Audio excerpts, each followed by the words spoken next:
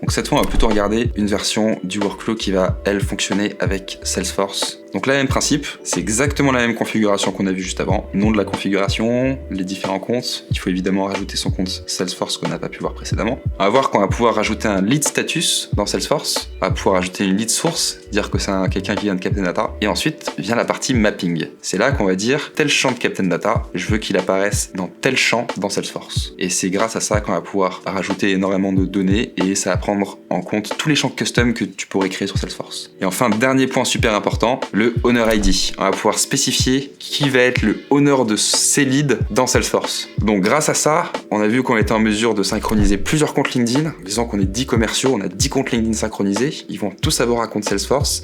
Et ben les équipes marketing vont être en mesure de prendre le contrôle de ces comptes, créer des recherches spécifiques à la cible de chacun de ces commerciaux et leur apporter tous les lundis matins 500 leads directement dans Salesforce. Ils sont prêts à prospecter, on change complètement leur travail, on rend leur travail beaucoup plus sexy et ils atteignent des objectifs qui sont bien plus ambitieux.